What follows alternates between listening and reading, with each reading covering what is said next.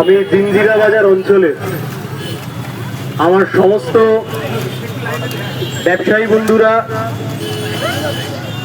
যারা আমার কথা শুনতে পাচ্ছেন, পথ চলতি মানুষজন এবং যারা জিনিসপত্র কেনাকাটা করছেন, আমি সবাইকেই শুরুতে অভিনন্দন, শুভেচ্ছা এবং ভালোবাসা জানাচ্ছি। এই বিধানসভা নির্বাচনের আমি বামফ্রন্ট মনোনীত সিপিআইএম প্রার্থী সায়ন ব্যানার্জি। দেখুন, এই বিধানসভা নির্বাচনে আমাদেরকে ঠিক করতে হবে যে এই রাজ্যের যা সম্মান, আত্মসম্মান বোধ ছিল তা থাকবে,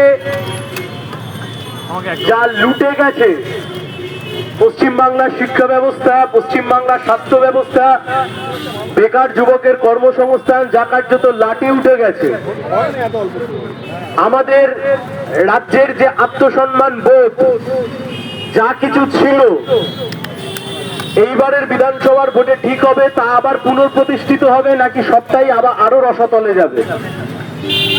কোথায় দাঁড়িয়ে আছি আমরা? কি শিক্ষা ব্যবস্থা, কি স্বাস্থ্য ব্যবস্থা, কি নারী নিরাপত্তা, কম বয়সীদের চাকরি? একটা রাজ্যের সরকার 15 বছর ধরে চলছে, আকণ্ঠ দুর্নীতিতে নিমজ্জিত হয়েছে। এমন কোন দপ্তর নেই যে দপ্তরের টাকা চুরিতে ভরপেট খেয়ে বসে নেই এই রাজ্যের সরকার। কোথায় যাবে আমাদের মতো কম বয়সী ছেলেমেয়েরা? চাকরির বাজার ভুগছে, সরকারি শূন্য পদ তা পূরণ করেনি এই রাজ্যের সরকার।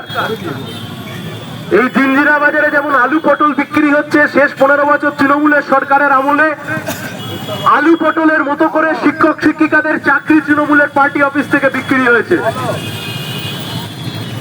নতুন কোন শিল্পের দেখা নেই, নতুন কোন কলকারখানার দেখা নেই, যা চলছে তা লুট আর তোলাবাজি। আমাদের মতো কম বয়সী ছেলেমেয়েরা যারা পড়াশোনা শিখলো, কেউ ক্লাস 8 পাস, কেউ 10 পাস, কেউ 12 পাস, কেউ গ্রাজুয়েশন, কেউ মাস্টার ডিগ্রি, কেউ বিটেক, কেউ পলিটেকনিক,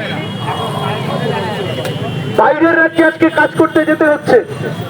কম পয়সায় সুইগি, জোম্যাটো, ফ্লিপকার্ট বা বিভিন্ন ডেলিভারি বয় হিসেবে আজকে কাজ করতে হচ্ছে। তার কারণ চাকরির বাজার এমন জায়গায় নিয়ে গিয়ে দাঁড় করিয়েছে এই সরকার পক্ষ।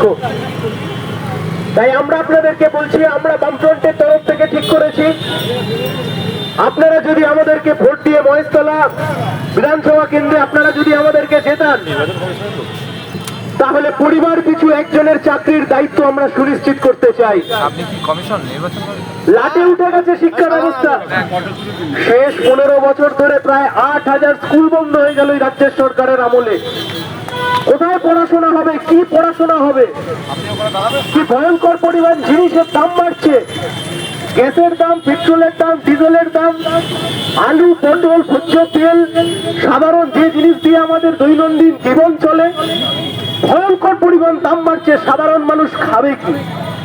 তাই এই লড়াই আমরা লড়ছি, লুটে খাওয়া বনাম খেটে খাওয়া মানুষের লড়াই। অনেকে এই লড়াইতে বিজেপি তৃণমূলকে দিয়ে গুলিয়ে দিতে চাইছে। কেউ কেউ মনে করছেন বিজেপিকে ভোট দিয়ে তৃণমূলকে হারাবো। মহেশতলা কেন্দ্রে বিজেপি প্রার্থী কে? আজ থেকে 5 বছর আগে অ্যাম্বুলেন্সটাকে যাওয়ার জায়গা করে দিচ্ছে। আজ থেকে 5 বছর আগে যে ব্যক্তি তৃণমূলের কাউন্সিলর ছিলেন, তৃণমূলের সিআইসি মেম্বার ছিলেন, তিনি আজকে বিজেপির প্রার্থী হয়েছে। দেখুন, একটা কথা দিনের আলোর মতো পরিষ্কার, আপনি মহেশতলায় বিজেপিকে ভোট দিলে বিজেপি জিতবে না, ও ভোট নষ্ট হবে।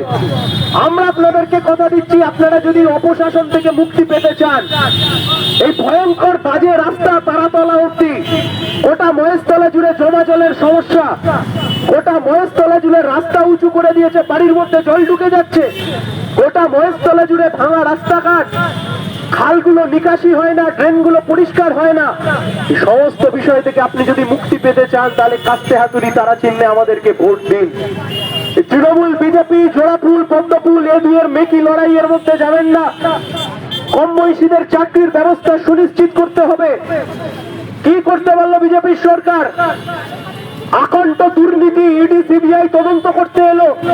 সবাই ভেবেছিল যে এই দুর্নীতির তদন্তে হয়তো তৃণমূলের সরকারই পড়ে যাবে। কোথায় কি? একের পর এক চোরে দুর্নীতিতে অভিযুক্ত চোর তারা জামিন পেয়ে আজকে বাইরে বেরিয়ে চলে আসছে। এমনকি আজ থেকে 13 বছর আগে আমরা যারা সারদায় টাকা রেখেছিলাম, সেই সারদার 1000 কোটি টাকা দুর্নীতি করা সুদীপ্ত সেন, তিনিও আজকে সিবিআই আর রাজ্য পুলিশের অপদার্থতার জন্য 13 বছর পরে জামিন পেয়ে গেছেন। তাই আসলে বিজেপি আর তৃণমূল নিজেদের মধ্যে গোপন বোঝাপড়া করে রেখেছে। কি সেই বোঝাপড়া? দিল্লিতে থাকবে বিজেপির সরকার আর রাজ্যে থাকবে তৃণমূলের সরকার। দিল্লি চালাবে মোদি আর রাজ্য চালাবে দিদি, আর দুজনে মিলে মানুষে মানুষে ধর্মের নামে দাঙ্গা লাগিয়ে দেবে আর দাঙ্গা লাগিয়ে কোটি কোটি টাকা দুর্নীতি করবে। তাই আমরা বলছি ধর্ম ছিল, ধর্ম আছে, ধর্ম থাকবে। ধর্ম থাকবে মন্দিরে, ধর্ম থাকবে মসজিদে, কিন্তু বেকার যুবকের যদি কাজ সুনিশ্চিত করতে হয়, যদি জিনিসের দাম কমাতে হয়, যদি নতুন স্কুল বিল্ডিং তৈরি করতে হয়, এসএসসি পরীক্ষা যদি নিয়মিত করতে হয়, রাস্তাঘাট যদি একটু ভালো করতে হয়, ট্রেনকে যদি পরিচ্ছন্ন রাখতে হয়, জমা জল থেকে যদি মুক্তি পেতে হয়, তাহলে কোনো এফুল ওফুল নয়, কাস্তে হাতুড়ি তারা, সিপিআইএম, বামফ্রন্ট, সায়ন ব্যানার্জি, লাল ঝান্ডা একমাত্র প্রতীক যে এই সমস্ত কাজের মধ্যে দিয়ে মহেশতলা বিধানসভা কেন্দ্রকে আমরা এগিয়ে নিয়ে যেতে পারবো।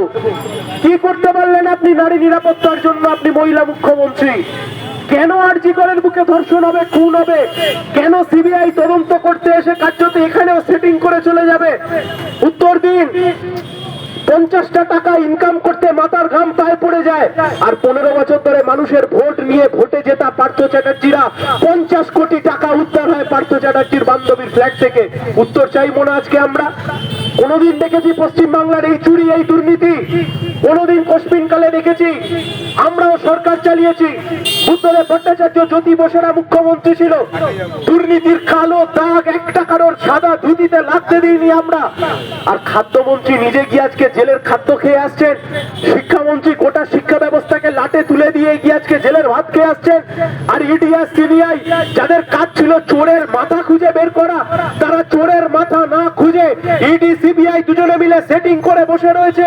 সেটিং করে বসে রয়েছে বলেই আজ অব্দি চোরের মাথা ধরতে পারেনি। একজন আইনজীবী হিসেবে এই মামলা যখন আমরা হাইকোর্ট বা সুপ্রিম কোর্টে লড়েছি, আমরা দেখেছি যে পরিমাণ কাগজ ছিল, সেই কাগজ নিয়ে যদি ইডি আর সিবিআই যদি ঠিক মতো করে লড়াই করতো, যদি ঠিক মতো করে তদন্ত করতো, তাহলে প্রকৃত দোষীরা শাস্তি পেত।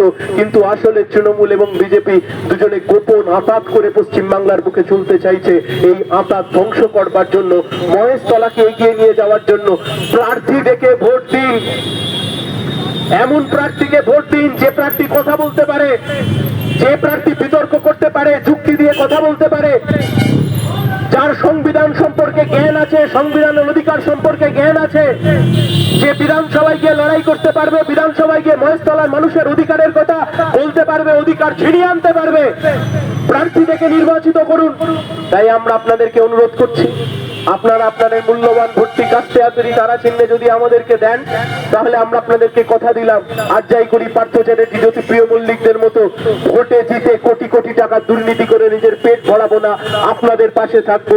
রাস্তার সমস্যা, ড্রেনের সমস্যা, খালের সমস্যা, কম বয়সী ছেলে মেয়েদের চাকরি না পাওয়ার যে জ্বালা যন্ত্রণা, এই সমস্ত বিষয়কে আমরা তুলে ধরতে চাই।